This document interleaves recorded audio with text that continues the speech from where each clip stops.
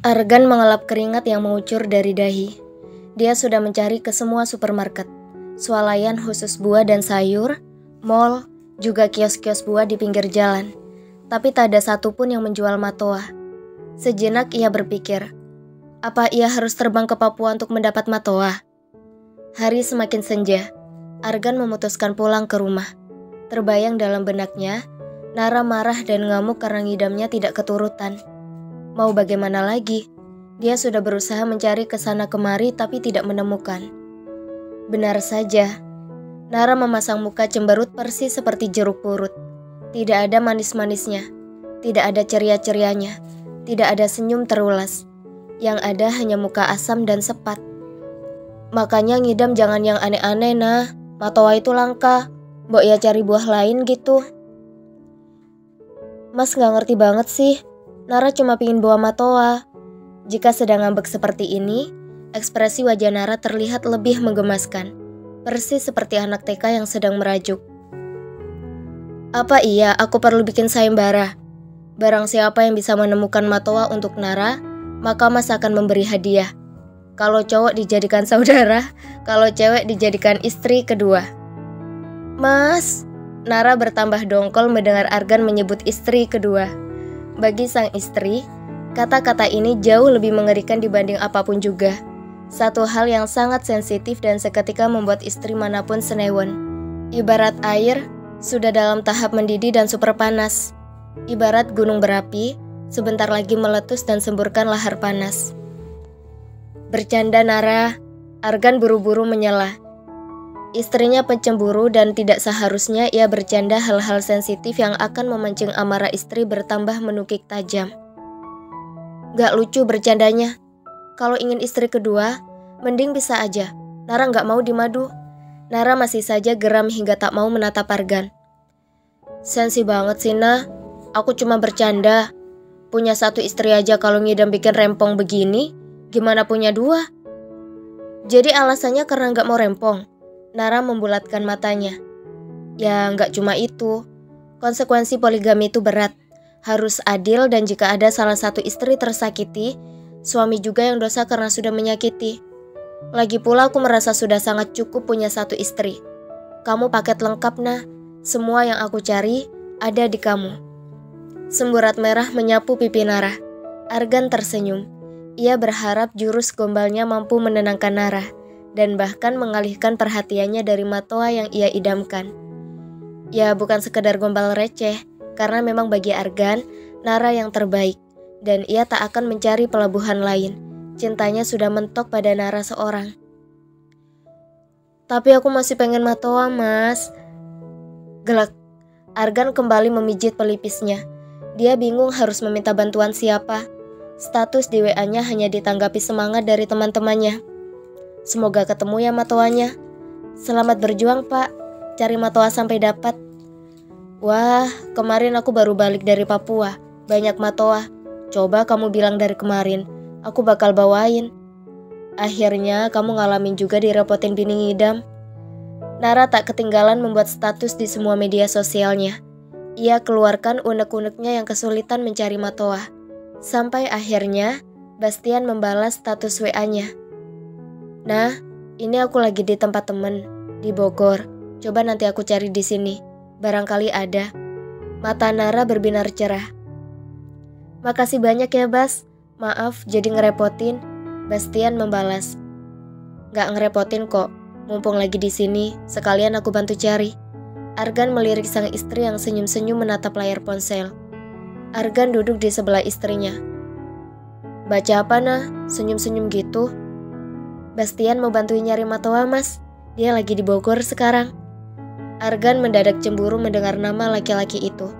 Sebenarnya bukan levelnya cemburu pada anak kemarin sore. Tapi sejarah telah mencatat, dulu saat masih lajang, sang istri pernah dekat dengan laki-laki itu.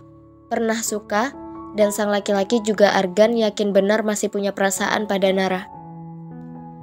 Dia care banget ya nah, keren. Argan menyeringai.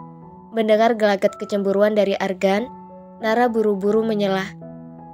Dia care sama semua orang, Mas Argan jangan terlalu cemburu. Smartphone Argan berbunyi.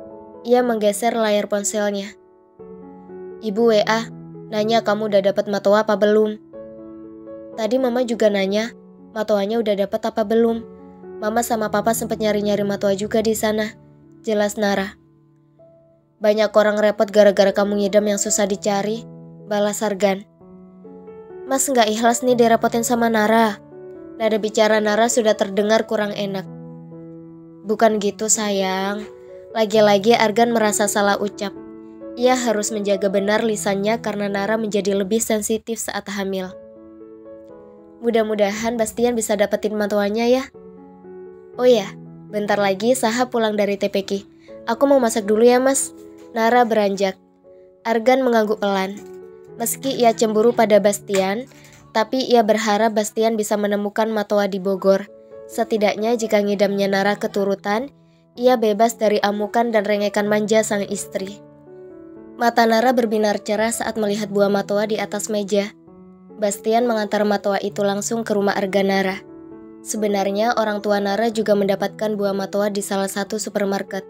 Tapi karena jauh, dan Nara sendiri tak ingin merepotkan orang tuanya untuk mengantar jauh-jauh ke Purwokerto, akhirnya orang tuanya tak jadi mengantarkan matoa. Apalagi setelah Bastian memberi kabar bahwa ia menemukan buah matoa. Makasih banyak ya Bas. Aku seneng banget, akhirnya keturutan juga makan matoa. Nara memungut satu buah lagi dan memakannya. Bastian membawakan 3 kilo sekaligus. Sama-sama nah, aku dapat matoa ini di Jakarta. Soalnya di Bogor nggak ada. Kata temanku yang tinggal di Jakarta, di sana ada di supermarket. Berangkatlah aku ke Jakarta bareng temanku, akhirnya dapat juga di sana. Nara merasa terharu akan kebaikan Bastian. Ya Allah, aku jadi ngerepotin kamu ya. Kamu sampai bela-belain ke Jakarta. Makasih banyak ya Bas. Bastian tersenyum. Gak perlu berterima kasih. Aku ikhlas. Semua ini demi calon ponakan. Argan yang duduk di sebelah Nara memandang pemuda itu dengan tatapan tak suka. Menurutnya, Bastian ini sengaja mencari perhatian Nara. Ingin mengambil hati istrinya. Oh ya, berapa harga matoanya? Biar saya ganti, ucap Argan. Gak usah pak, saya ikhlas ngasih matoa buat Nara. Gak berharap diganti. Bastian mengulas senyum terbaiknya. Makasih banyak ya Bas, kamu memang sahabat yang baik. Nara tersenyum sumringah. Argan tak dapat menutupi rasa cemburunya. Mukanya terlihat asam. Oh ya, skripsimu sudah sampai mana? Tanya Bastian lagi. Alhamdulillah aku lagi penelitian. Kalau datanya sudah terkumpul semua, tinggal analisis data. Kamu sendiri sudah sampai mana? Nara bertanya balik. Sama, aku juga lagi penelitian. Dosen pembimbingku rada alot nah. Sama Bas, dosen pembimbingku juga dikenal killer. Kamu tahu kan, galaknya kayak gimana? Kayaknya dosen pembimbing rata-rata gitu ya. Nyebelin, galak, superior, kolot. Kebanyakan pada tua-tua juga, makanya suka sensi. Bastian bicara tanpa tedeng aling-aling. Tak menyadari pernyataannya barusan telah menyinggung perasaan Argan. Nyebelin, galak, superior, apalagi tadi? Celetuk Argan sembari melirik Bastian dengan tatapan menusuk ala dosen pembimbing. Bibir Bastian seketika mengatup, tak berkutik. Ia sadar telah salah ucap. Nara juga menyadari. Suaminya tersinggung karena Bastian mengeneralisasi bahwa rata-rata dosen pembimbing itu menyebalkan. Gak semua dosen pembimbing itu superior dan nyebelin. Saya selalu menghargai argumen mahasiswa bimbingan saya. Kami selalu berdiskusi. Bisa jadi kamu yang bermasalah makanya dosen pembimbingmu galak sama kamu. Argan menatap Bastian datar. Bastian tertegun. Ia menunduk. Tak berani menatap Argan yang awas mengamatinya begitu menelisik. Seperti hendak menguliti habis-habisan. Nara menoleh ke arah suami yang tengah bersedekap.